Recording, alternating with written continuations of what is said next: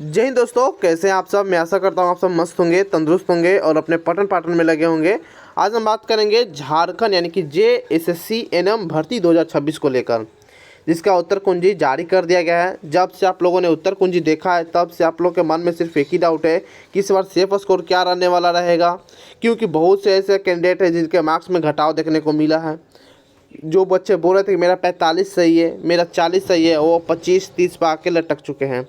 तो क्या रहने वाला रहेगा सेफ स्कोर, कट ऑफ क्या रहेगा। और बात किया जाए 43% ऐसे कैंडिडेट हैं जो पासिंग अंक यानी कि मिनिमम क्वालिफाई अंक से भी नीचे हैं। तो मेल फीमेल कट ऑफ क्या रहने वाला है, सारा डाउट आपको इस वीडियो में क्लियर करने वाले हैं। डाटा आउट हो चुका है, तो क्या रहने वाला कट ऑफ, सेफ स्कोर क्या रहने वाला है, सारा आपको इस वीडियो में देखने को मिलेगा। तो वीडियो को शुरू से अंत तक जरूर देखिएगा और स्टेप बाय स्टेप समझने की कोशिश कीजिएगा।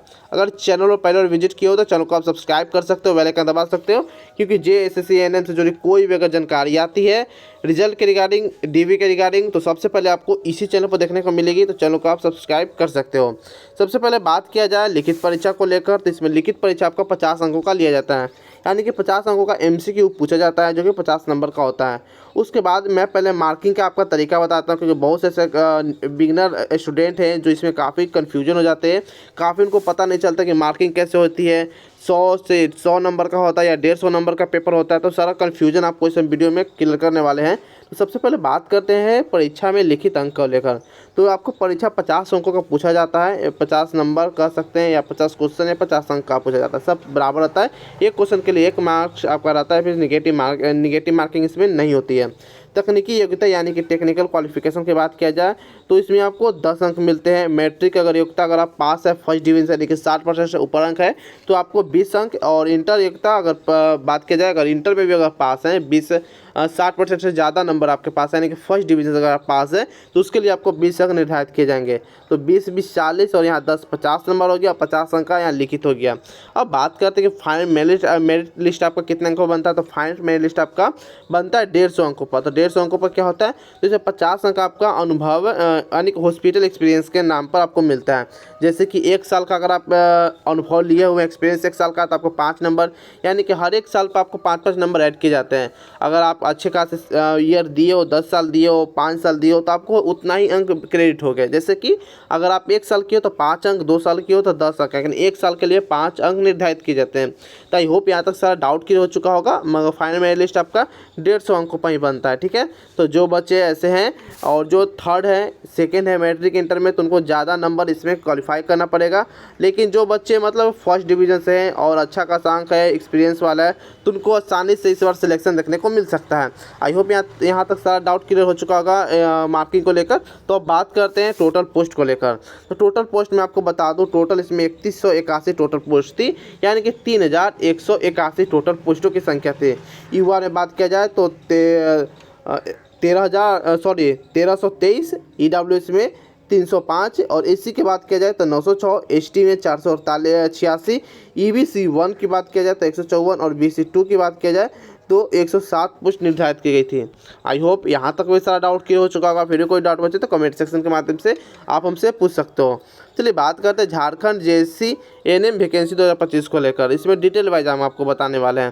तो इसमें टोटल आपको पहले ही बता दिया कि इसमें 3181 टोटल वैकेंसी आई हुई थी, जिसमें बैकलॉग वैकेंसी यानी कि पिछले साल के जो बची हुई वैकेंसी थी वह 161 वैकेंसी इसमें ऐड कर दी गई है। और जो इस बार की नई वैकेंसी यानी कि रेगुलर वैकेंसी है उसमें आपको 3020 वैकेंसी नई देखने को मिली है, और 161 वैकेंसी पहले के देखने को मिली है, ठीक है। तो पहले की वैकेंसी इसमें कुछ ऐड की गई है, ऐसा बात नहीं है कि आपका जो न्यू वैकेंसी मात्र 3020 ही न्यू वैकेंसी आपके लिए है।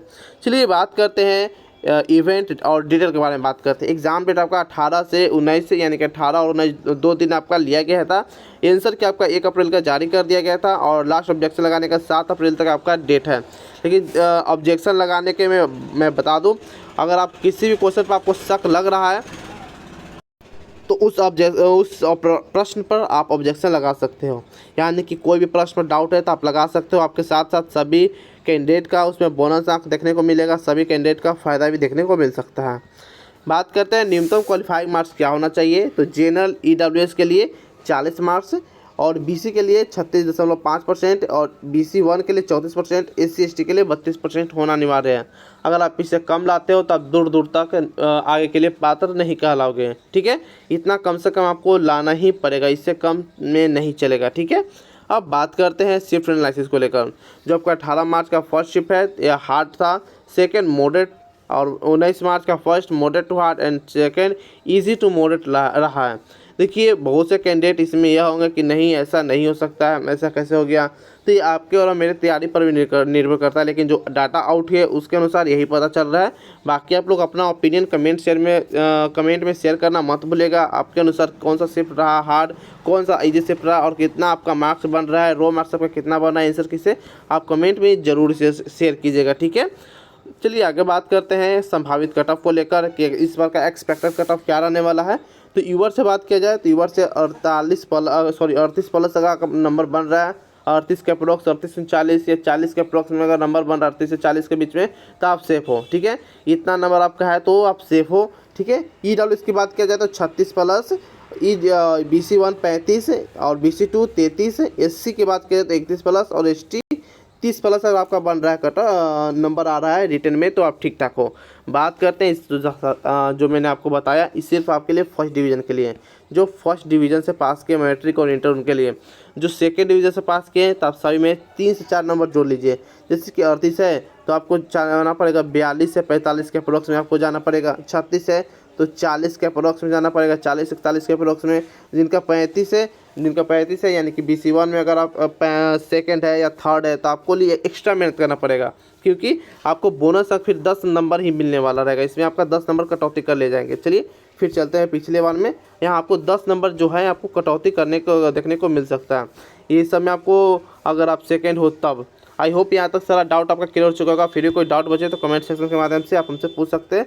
और भी इन्फॉर्मेटिव वीडियो के लिए आप हमारे चैनल को सब्सक्राइब कर सकते हैं, बेल आइकन दबा सकते हैं। आपको सारा पता चल गया कितने पर आपका DB हो सकता है और कितने पर DB नहीं हो सकता है। 43% कैंडिडेट का भी सारा कुछ मैं आपको बता दिया। तो और इन्फॉर्मेटिव वीडियो के लिए आप हमारे चैनल को सब्सक्राइब कर सकते हैं, बेल आइकन दबा सकते हैं। तो फिर मिलते हैं कोई और इन्फॉर्मेटिव वीडियो में, तब तक के लिए जय हिंद जय भारत दोस्तों।